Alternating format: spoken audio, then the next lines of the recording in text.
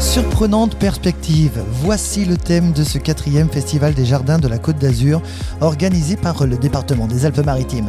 Du 25 mars au 1er mai 2023, ce sont 31 créations uniques et éphémères qui sont en accès libre à l'occasion de ce festival reconduit tous les 2 ans au printemps. Cette nouvelle édition du festival a pour thème Surprenante perspective. Et donc, le jardin de la médiathèque Rothschild accueille cette année 3 concurrents, 3 paysagistes qui ont fait 3 jolis jardins qui sont installés sur la pelouse de la Villa Rothschild. Et la ville de Cannes, bien sûr, a participé à ce concours. Alors, en faisant un jardin qui est hors concours, mais on participe en agrémentant nous aussi le site. On a fait ce jardin qui est derrière moi avec les agents de la direction des espaces verts. Pour la ville, c'est très intéressant parce que le conseil départemental a réussi à créer un événement à une période de l'année où il n'y avait pas forcément beaucoup de touristes à Cannes, et on s'aperçoit, on est maintenant à la 4e édition du festival, qu'il y a énormément de public qui vient désormais visiter ces jardins. Donc nous sommes 5 villes de la côte à participer à 5 villes principales, on va dire, parce qu'il y en a beaucoup d'autres qui se sont jointes au festival maintenant. Mais nous sommes 5 villes à accueillir des œuvres d'artistes et des jardins éphémères.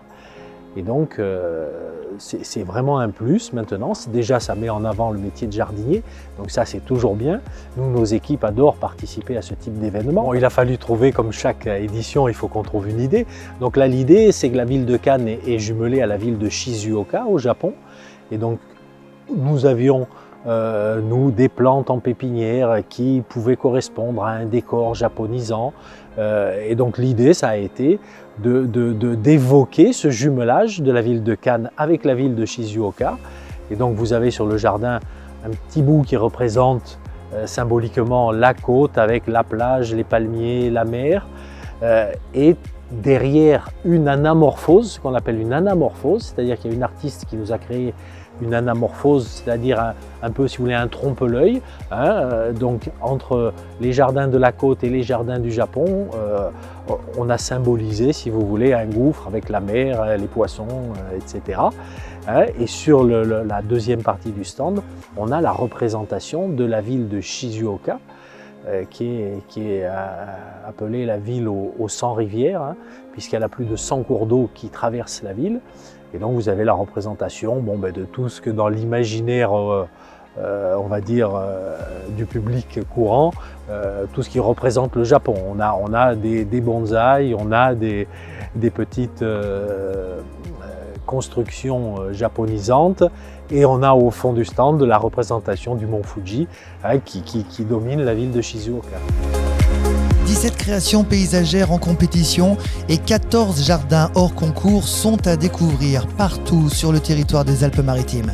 Avec ces 14 jardins classés jardins remarquables, dont le jardin du château de la Napoule, la Côte d'Azur a pour ambition de devenir une destination phare du tourisme lié au jardin.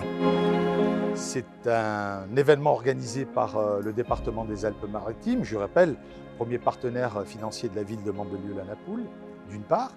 D'autre part, c'est la continuité des événements après la fête du Mimosa.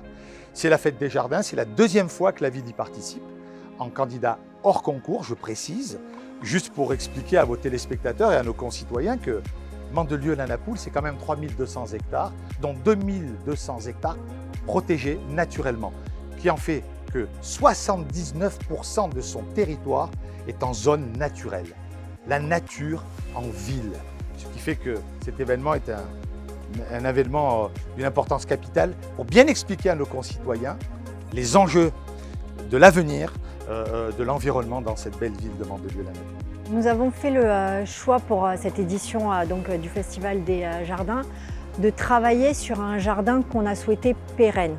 Donc l'idée, c'est de pouvoir maintenir la structure qui a été installée donc avec son effet miroir sur le thème Surprenante perspective, et de pouvoir planter chaque végétal qui a été choisi pour l'édition, sachant que nous avons une première partie dédiée au jardin de la complaisance, donc avec une interrogation sur la gestion des ressources, la préservation des sols et un jardin de la résilience sur lequel nous nous trouvons actuellement, donc qui est plus basé justement sur une réflexion des plantes adaptées, des plantes couvre-sol, de ce qu'on va retrouver maintenant dans nos créations sur Mandelieu.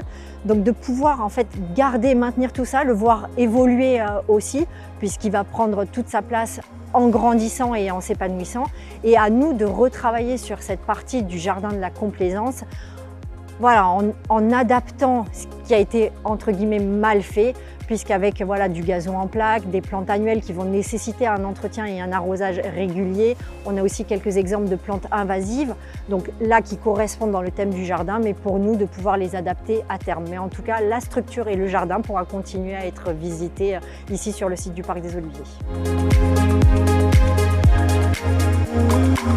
Grand public, scolaire, étudiants et professionnels, tous sont au rendez-vous pour cette 4e édition du Festival des Jardins de la Côte d'Azur qui a lieu, je vous le rappelle, du 25 mars au 1er mai 2023 dans les Alpes-Maritimes.